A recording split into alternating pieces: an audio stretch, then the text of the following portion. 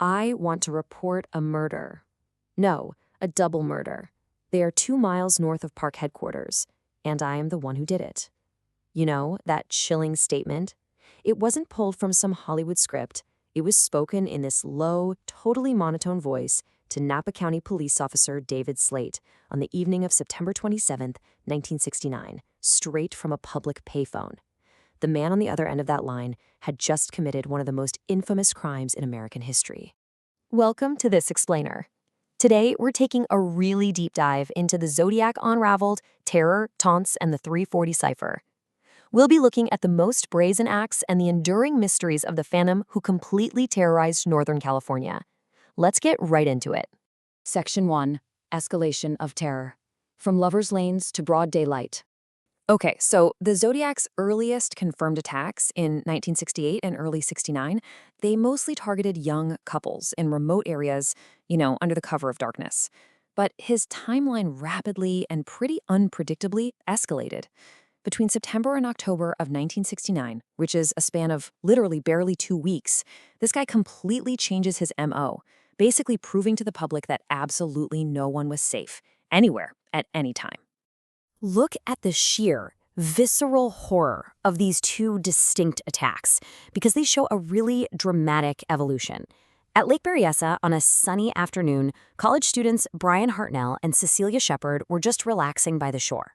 The Zodiac actually approached them in broad daylight, wearing this incredibly bizarre black executioner-style hood with a white crossed circle stitched right onto the chest. He held them at gunpoint, bound them with clothesline, and then savagely attacked them with a foot-long knife. Cecilia tragically died. Brian miraculously survived. The killer then walked right up to Brian's car and casually wrote the dates of his previous murders, along with the chilling phrase, "by knife," directly on the door. Then, barely 2 weeks later, the whole setting flips. He goes from a quiet lakeside to the bustling urban grid of Presidio Heights in San Francisco. He gets into the cab of 29-year-old Paul Stein, and instead of a knife or a remote setting, he commits a point-blank execution with a handgun. And just to prove he did it, because police initially thought it was just a routine robbery, he tore off a piece of Stein's bloodstained shirt and mailed it to the San Francisco Chronicle. 3 teenagers actually watched him wipe down the cab and flee the scene. Moving on to Section 2, the killer's psychological game, media manipulation and the need for attention. The physical murders were, in a lot of ways, just the opening act for him. His true passion really seemed to be psychological terror. In a letter mailed to the San Francisco Chronicle, he issued this absolutely terrifying threat. "School children make nice targets. I think I shall wipe out a school bus some morning, just shoot out the front tire, and pick off the kiddies as they come bouncing out." He mailed that along with a bloody piece of Paul Stein's shirt. And can you even imagine the panic that caused? Patrol cars and even aircraft were literally following school buses. Armed police officers had to ride on board with the children. The Zodiac wasn't just killing people, he was successfully holding an entire metropolitan area hostage just with his pen. But you see, the Zodiac presented this terrifying duality. Publicly, he's crafting this persona of an omnipotent supervillain, right? Taunting police, demanding front-page coverage, claiming a staggering 37 victims. But behind the scenes, psychiatric evaluations from the California Medical Facility in Vacaville saw right through all that bravado. When they analyzed his messages, they profiled a suspect who was likely brooding, deeply isolated, and driven by a really profound sense of inadequacy. His whole delusion of claiming he was collecting slaves for the afterlife, they viewed that as just a massive compensation for his own real-world failures. So it makes you wonder, why was he even writing at all? Well, in a really fascinating academic analysis by Thomas Gillian on serial killer communiques, it's proposed that these letters might have actually been a subconscious plea to be stopped by authorities. Check out this extract he wrote to an attorney.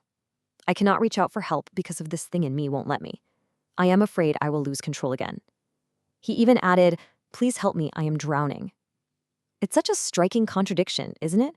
The cold-blooded killer basically begging for an intervention that he absolutely refuses to allow it to happen. All right, Section 3, cracking the 340 cipher, a 51-year intellectual heist. So the Zodiac actually sent 4 ciphers in total.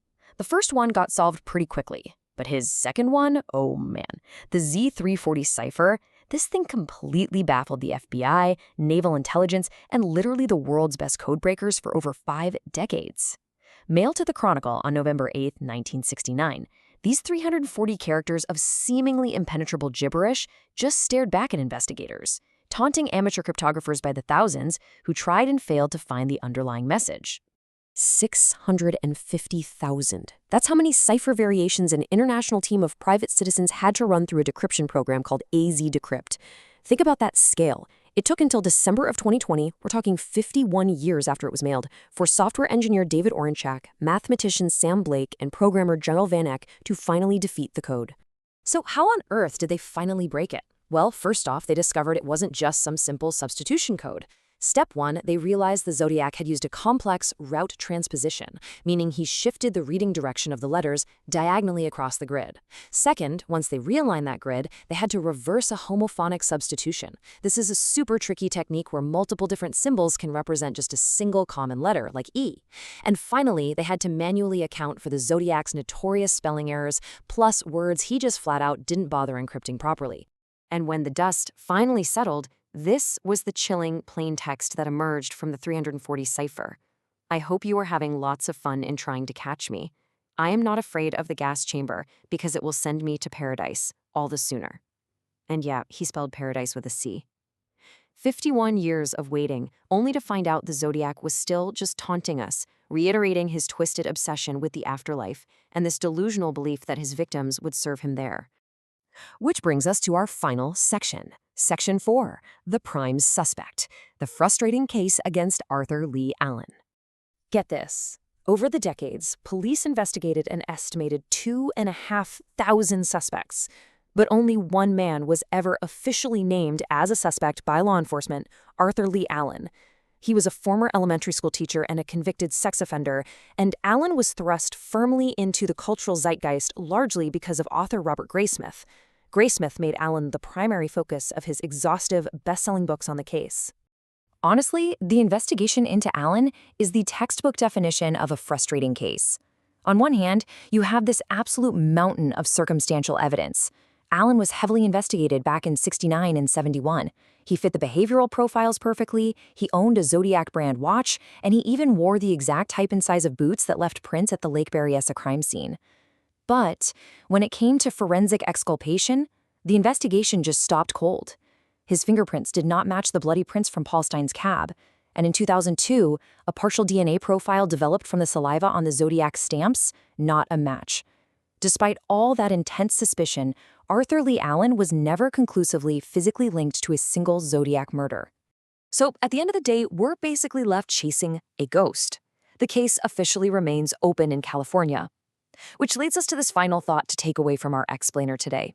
With his supposedly impenetrable cipher finally cracked by brilliant amateur minds and forensic DNA technology advancing at lightning speed every single year, will the Zodiac Killer finally be unmasked from the grave, or has this phantom actually managed to outsmart us forever? Thank you so much for joining me today, and remember to keep questioning everything.